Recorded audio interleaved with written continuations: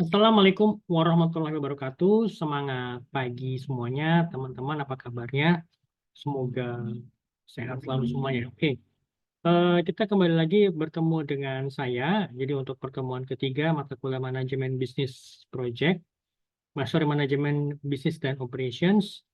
Untuk pertemuan ketiga ini topiknya adalah manajemen project. Jadi kita akan membahas mengenai kenapa sih harus ada project management kan gitu ya. Perbedaan produksi dan project, kemudian juga definisi dari program, kemudian juga struktur penguraian kerja atau work breakdown structure, dan juga langkah-langkah dalam membuat jaringan PERT atau juga CPM.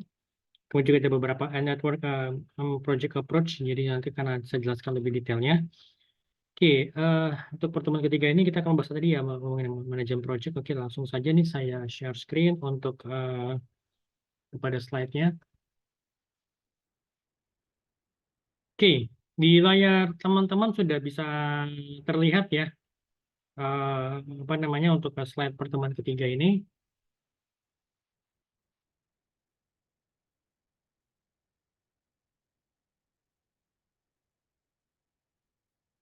Sebentar. Ini seperti saya salah.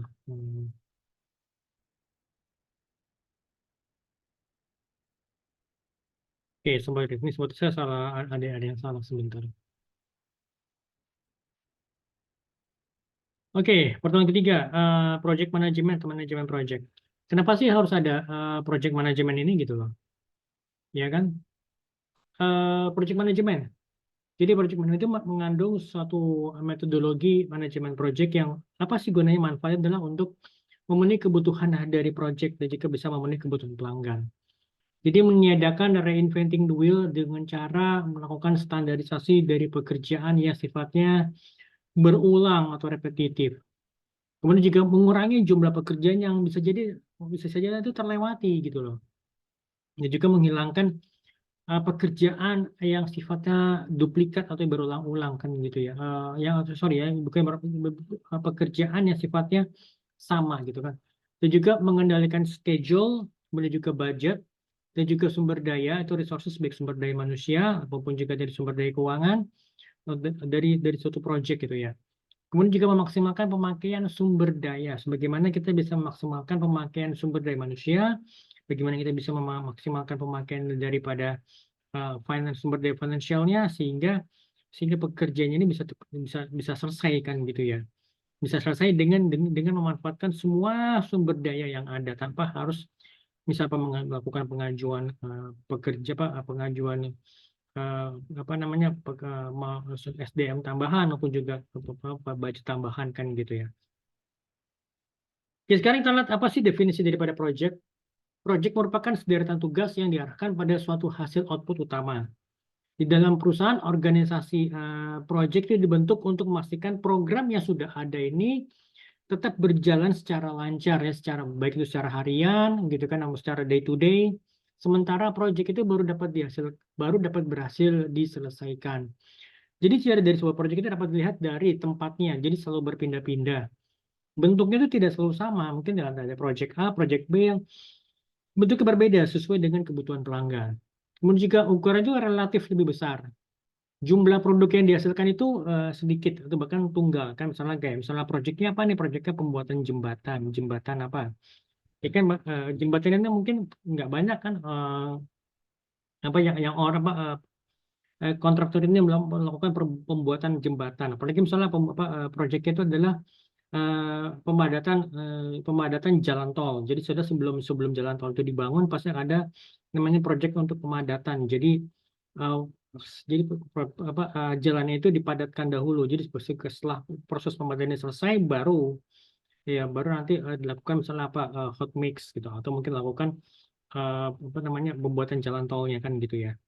Nah, kemudian juga perbedaan project dengan production. Produksi atau production jumlahnya banyak dan bentuknya sama.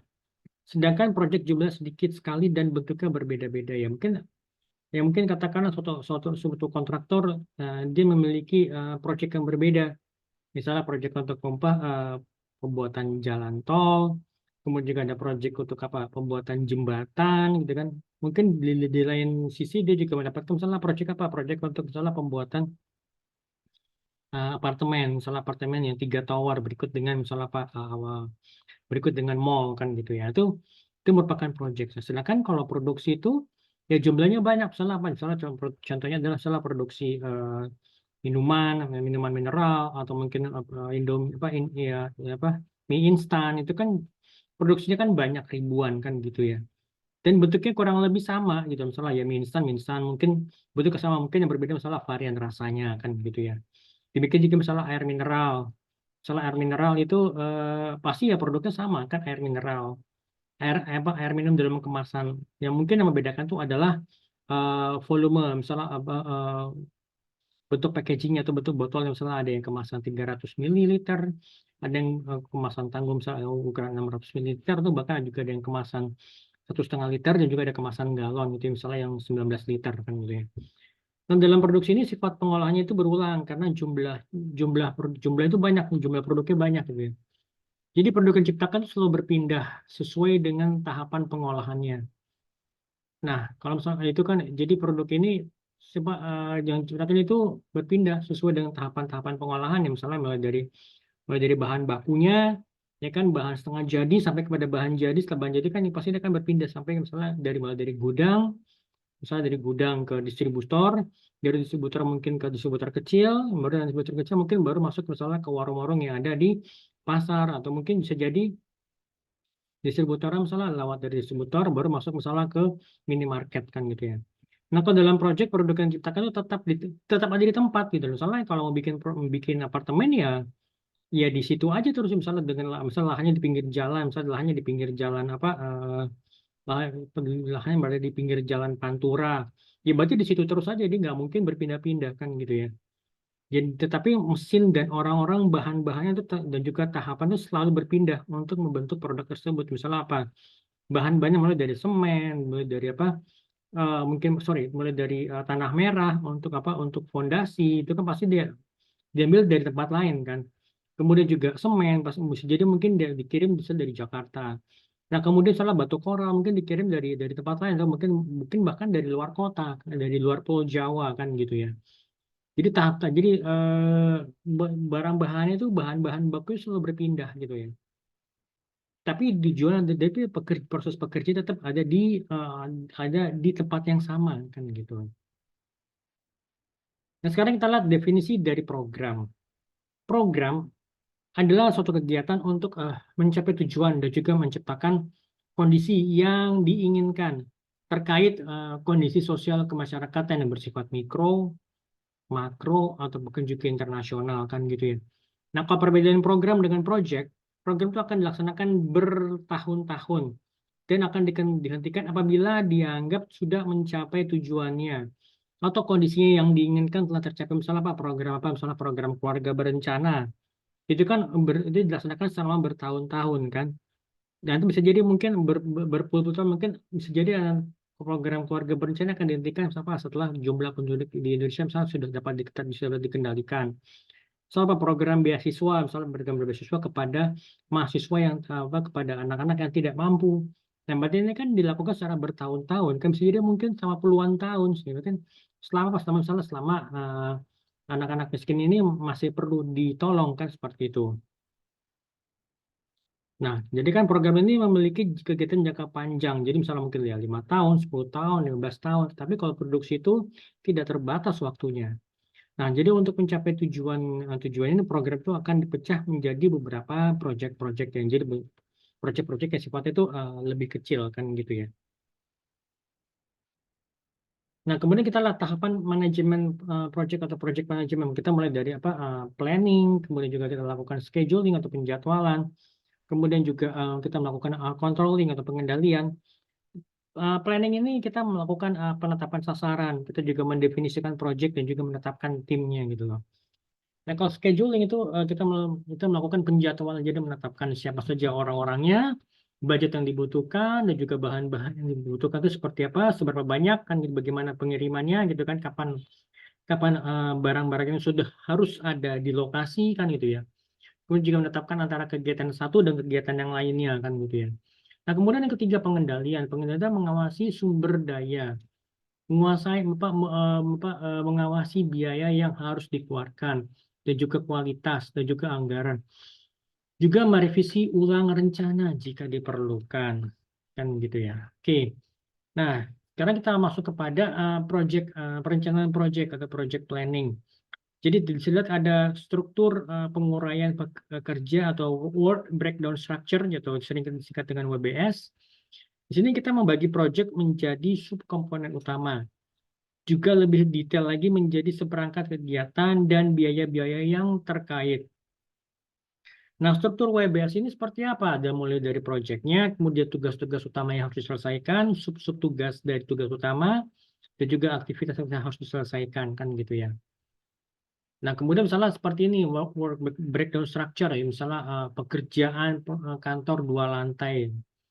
Nah, kan nanti kita mesti lihat misalnya persiapan dari pekerjaannya seperti apa, kemudian pekerjaan fondasinya, kan gitu ya. Kemudian pekerjaan lantai 1, pekerjaan struktur, pekerjaan arsitektur, kemudian juga pekerjaan mekanikal ataupun juga elektrikalnya kan misalnya ini kalau kita uh, jadi kontraktor misalnya menjadi subkon dari kontraktor yang mainkonnya kan gitu ya. Kemudian jika kita lihat sini bagaimana kita melakukan project scheduling gitu. Ya kan dari diagram samping ini kita bisa melihat jaringan perencanaan yang digunakan ini untuk melakukan penjadwalan sumber daya dan juga alokasi waktu. Nah, Gantt chart itu digunakan untuk memastikan bahwa semua kegiatan ini sudah direncanakan kan gitu ya. Urutan kinerja sudah diperhitungkan. Perkiraan waktu sudah dicatatkan dan juga kebutuhan waktu ini sudah dibuat. Jadi semua itu sudah siap kan gitu ya. Nah, seperti ini misalnya Gantt chart example, jadi ada time scale-nya, jadi ada waktunya kapan harus selesai. Misalnya kayak ekskavasi itu di minggu pertama, kemudian backfill juga compaction itu di minggu ke-14-15. Kemudian pekerjaan struktural itu misalnya untuk pekerjaan konkretnya mulai dari minggu kedua sampai minggu ke-8 kan gitu ya. Nah, ini kalian bisa coba cek sendiri. Saya coba fokus itu kepada program evaluation dan juga review tekniknya. Jadi ada 2 metode pengendalian project itu mulai dari program evaluation dan juga review teknik atau sering disingkat dengan PAIR. Jadi teknik manajemen project yang menggunakan 3 perkiraan waktu untuk setiap kegiatan. Kemudian ada juga Critical Path Method atau CPM, teknik manajemen project yang hanya menggunakan satu faktor waktu untuk setiap kegiatan, kan gitu ya. Oke, kita lihat sini misalnya langkah-langkah dalam membuat PERT atau CPM. Yang pertama kita membagi keseluruhan project menjadi kegiatan-kegiatan yang lebih kecil gitu kita breakdown. Lalu yang kedua menentukan jalur kritis atau critical path-nya dan yang bukan jalur kritis. Jadi mana yang jalur kritis, mana yang bukan jalur kritis gitu loh. Yang ketiga menentukan lamanya waktu project.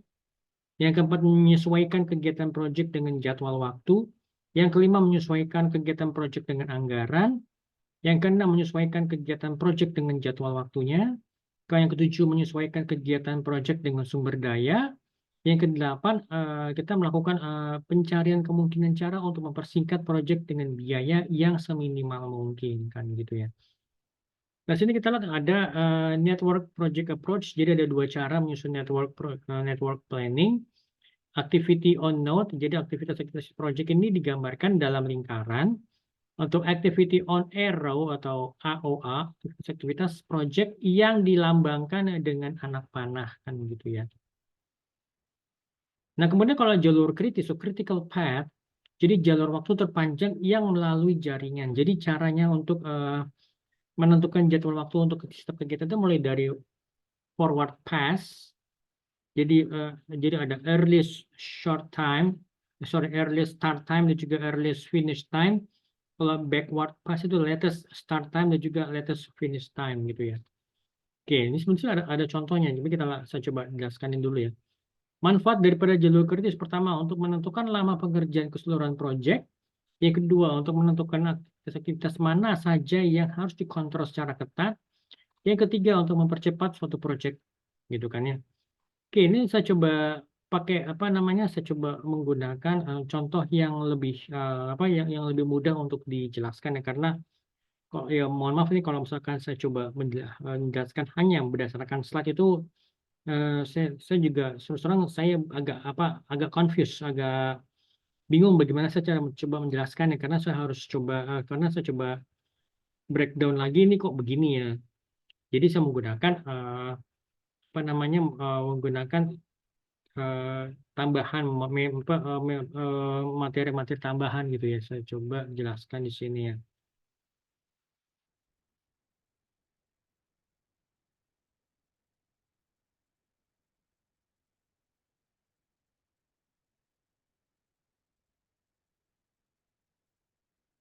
Oke. PERT, Program Evaluation and Review Technique atau singkat dengan PERT, dan juga Critical Path Method atau CPM. Jadi program Evaluation and Review Technique atau PERT dan juga Critical Path Method itu ya kita mundur ke tahun 1950-an ya. Jadi PERT itu awalnya itu dikembangkan untuk melakukan perencanaan dan juga melakukan pengawasan dari proyek Polaris Missile. Jadi sebuah proyek yang memang sangat besar, jadi yang melibatkan lebih dari 3.000 kontraktor dan juga melibatkan ribuan aktivitas gitu loh.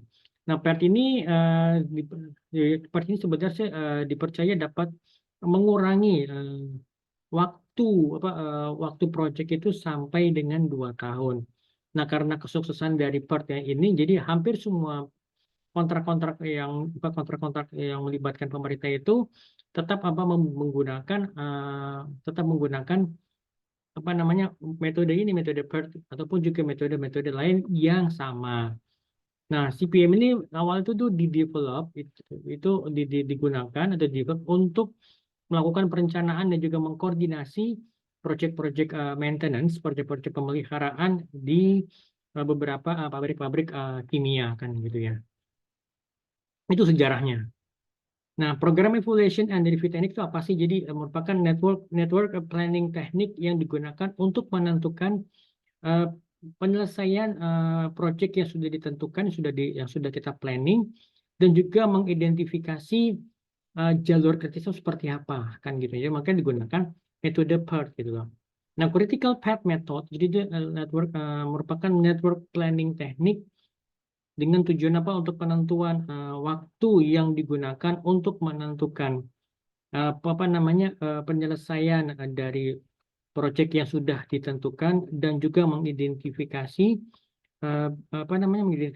critical path dari sebuah proyek gitu loh.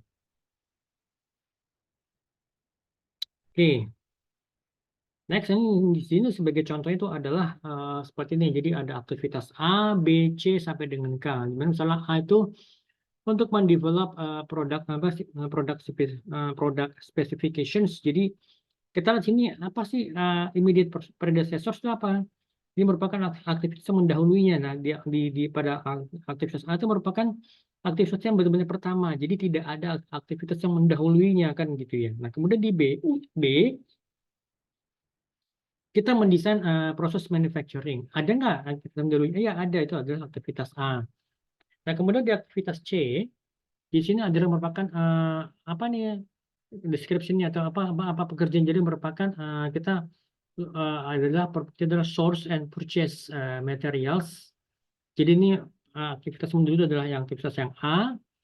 Nah, kemudian yang D, source and purchase tooling and equipment. Nah, ini aktivitas mendahului itu yang B kan. Jadi apa artinya immediate predecessors? Jadi aktivitas yang B ini tidak akan bisa dilakukan kalau yang A-nya itu belum selesai kan gitu ya.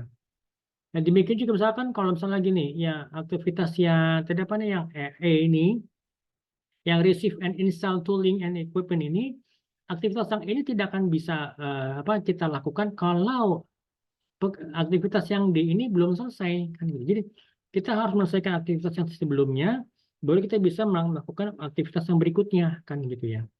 Kemudian yang F, receive materials, itu apa nih? Berarti ada aktivitas mendahulunya, itu aktivitas yang C.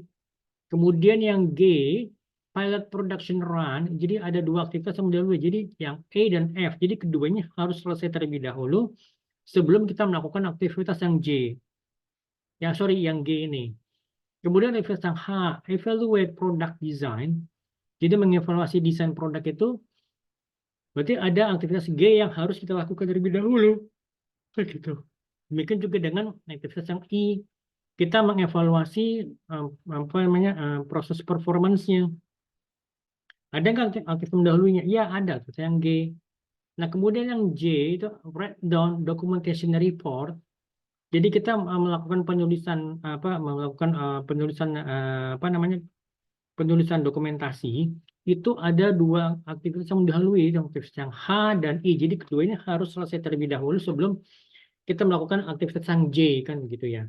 Kemudian yang K, transition to manufacturing itu berarti ada aktivitas lain yang mendahuluinya itu aktivitas yang J kan gitu ya.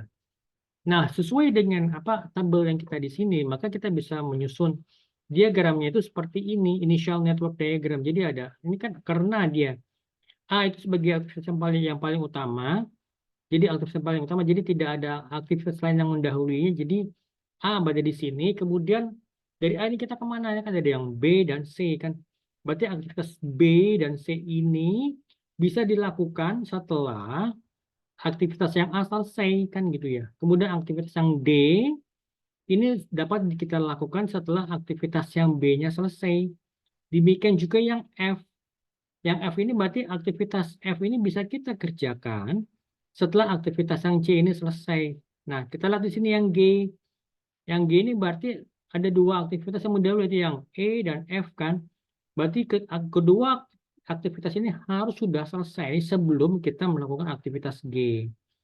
Nah, aktivitas G ini merupakan aktivitas yang harus sudah diselesaikan sebelumnya sebelum kita melakukan aktivitas H dan I. Nah, seperti itu gitu teman-teman. Jadi jelas ya teman-teman ya. Oke, kita lihat kepada waktunya, deterministic time estimates. Jadi kita menentukan kira-kira berapa lama waktu yang dibutuhkan untuk menyelesaikan aktivitas masing-masing aktivitas kan gitu ya. Oke, jadi yang A tuh apa namanya ada butuh waktu 4 minggu, yang B itu butuh waktu 6 minggu, sampai dengan yang K itu butuh waktu 2 minggu. Oke, sekarang kita lihat. Jadi ya dari A itu 4 minggu kan ya, sampai dengan D, sampai dengan A, B, C kan sampai dengan D-nya. Nah, kemudian kita lihat di sini connected paths-nya itu ada yang A, kita lihat sini yang nomor 1 A, B, D, ya, E, G, H, J, K kan ya. Berarti ini yang atas nih yang sudah kita tulis dulu yang bagian atas A, B, D, E, G, H, J, K. Lalu yang kedua A, C, A, B, D, E, G, I, J, K kan ya. Kalau tadi yang lewat atas, sekarang kita lewat yang bawahnya. Yang di sini kita lihat sisi bawah jadi A, B, D, E, G, I, J, K. Nah, kemudian yang ketiga, jadi ada A, C, F, G, ya, H, J, K. Kemudian A, C, F, G, I, J, K. Ya kan gitu ya. Nah, sekarang kita lihat nih. Ya kan? Kita lihat jadi apa namanya karena critical path ini merupakan apa namanya jalur yang paling panjang yang menghubungkan masing-masing yang menghubungkan jaringan ini, maka critical path itu termasuk aktivitas A, B, D, E, G, I, J, dan K. Nah, sedangkan aktivitas C, F, dan H itu tidak termasuk dalam critical path. Nah, ketika project dan jumlah dari jumlah jalurnya itu lebih besar, maka kita bisa menggunakan teknik yang lain untuk menentukan penyelesaian dari project dan juga menentukan critical path dari sebuah project. Jadi dalam hal ini kita bisa melihat adanya earliest start time atau sering juga disingkat dengan ES, kemudian juga earliest finish time, kemudian juga latest start time dan juga latest finish time. Nah, ini keempat ini kita gunakan dengan adanya deterministic time estimates untuk mengidentifikasi dan semua aktivitas yang memiliki Slack. Apa tuh Slack? Slack itu adalah waktu mulai untuk sebuah aktivitas tertentu yang dapat kita delay tanpa mendelay project secara keseluruhan, kan gitu ya. Sudah tanpa kita mendelay penyelesaian waktu project secara keseluruhan gitu ya. Jadi kita bisa melihat di gambar di halaman berikutnya itu menunjukkan bahwa adanya network diagram dan juga perhitungan maaf, early start time dan juga early finish time-nya itu ya. Nah, itu jadi ya sesuai dengan peraturan, jadi project itu dimulai dengan waktunya 0 gitu kan. Jadi sesuai dengan konvensi. Kemudian juga yang dimana yang apa? Jadi di mana early start time itu merupakan aktivitas yang dimana kita bisa memulai pekerjaan gitu ya. Nah, karena kita perhatikan karena aktivitas A itu harus dilakukan terlebih dahulu, maka IS itu sama dengan 0. Nah, earliest activity, jadi aktivitas yang mengawali A itu dapat jadi earliest jadi waktu yang awal itu yang dimana aktivitas A itu dapat diselesaikan itu dihitung sebagai early start time ditambah dengan waktu yang dibutuhkan untuk melakukan pekerjaan tersebut gitu. Jadi misalnya secara on jadi IF itu sama dengan IS. Jadi kan IF itu sama dengan IS. Nah, jadi bisa kita lihat di sini. Jadi untuk aktivitas A, formulanya itu adalah IF sama dengan IS, di mana untuk aktivitas A, A ini jadi kemudian atau IF itu sama dengan 0 tambah 4. 4 itu ya itu kan jumlah waktunya kan. 4 weeks atau total 4 minggu. Nah, early start time untuk masing-masing pekerjaan atau aktivitas B dan suite A itu sama dengan IF aktivitas earliest finish time untuk aktivitas A, kemudian aktivitas yang mengikutinya setelah itu kan gitu ya. Nah, kita lihat di sini. Jadi ada IF dan juga IS. IF itu IS itu early start time itu, kemudian ada IF early finish-nya kan gitu ya. Nah, kita bisa lihat di sini. Nah, kita bisa menghitung kira-kira apa namanya waktunya berapa kan gitu ya.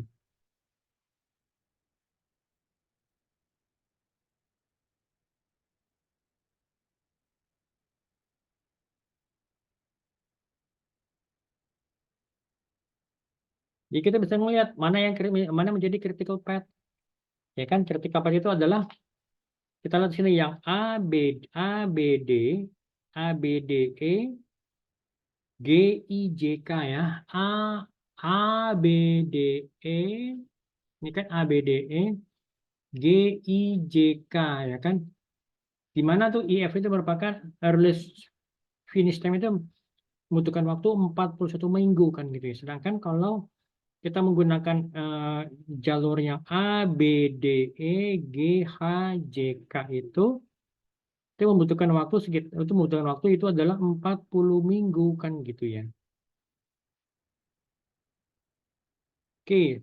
Nah, sekarang kita masuk kepada probabilistic time estimates. Jadi dengan adanya probabilistic time estimates ini kita bisa membuat 3 estimasi untuk masing-masing aktivitas project mulai dari waktu optimis, kemudian waktu yang realistis atau the most likely time, dan juga waktu yang pesimis gitu ya. Ini waktu optimistik ini ditandai dengan O, merupakan waktu yang paling pendek di mana sebuah aktivitas dapat diselesaikan. Nah, kemudian the most likely time itu dilambangkan dengan huruf M, merupakan waktu yang paling reasonable, waktu yang paling memungkinkan di mana proyek satu aktivitas dapat diselesaikan. Nah, kemudian pessimistic time itu dilambangkan dengan huruf P, merupakan waktu yang paling panjang di mana sebuah aktivitas ini dapat diselesaikan. Nah, jadi dengan menggunakan Michael and Elisa's plan, jadi untuk sebuah produk baru, kita bisa menambahkan waktu estimasi ini sehingga kita bisa menentukan mana yang menjadi critical path-nya, ya kan? Critical path apa aja dalam suatu proyek kan gitu ya.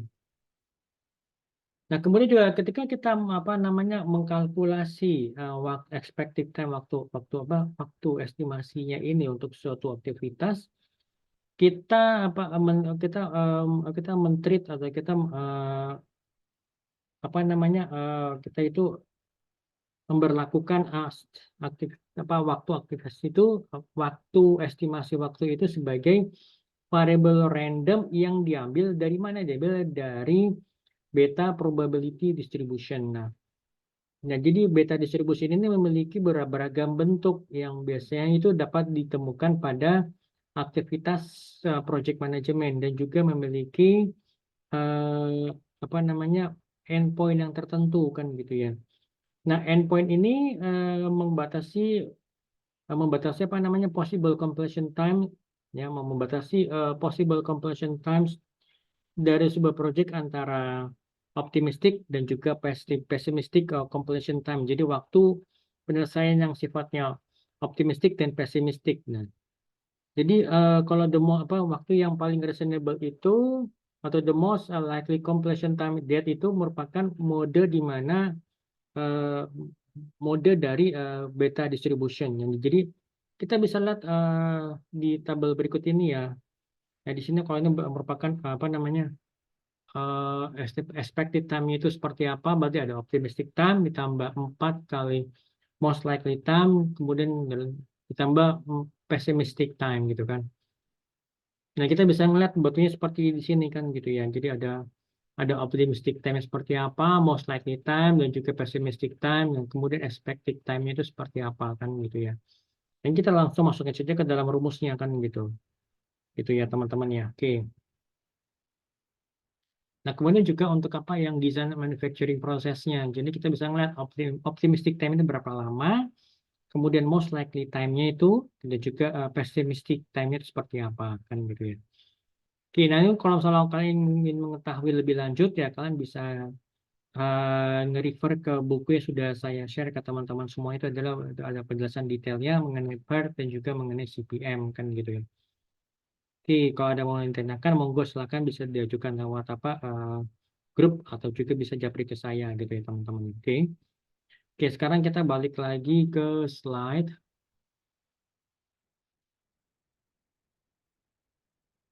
Jadi ini sebenarnya saya mencoba menjelaskan dengan cara yang lebih singkat ya dan ini. Jadi kan ada juga di sini penjelasan mengenai tiga perkara waktu PERT. Jadi ada waktu yang optimis, waktu yang pesimis, dan juga waktu yang realistik kan gitu ya. Kemudian juga waktu normal dalam pengerjaan proyeknya seperti ini. Jadi ada seperti ini ya, gitu. Oke. Nanti untuk studi kasusnya bisa kalian coba aja sendiri gitu ya, kalian pelajari sendiri. Oke, itu aja untuk pertemuan ketiga dari saya teman-teman ya. Kalau ada yang menanyakan, nanti bisa lanjutkan lewat Japri atau di grup ya. Baik, terima kasih semuanya teman-teman. Kita berjumpa lagi di minggu depan ya. Sampai ketemu lagi. Wabillahi taufiq wal hidayah. Wassalamualaikum warahmatullahi wabarakatuh.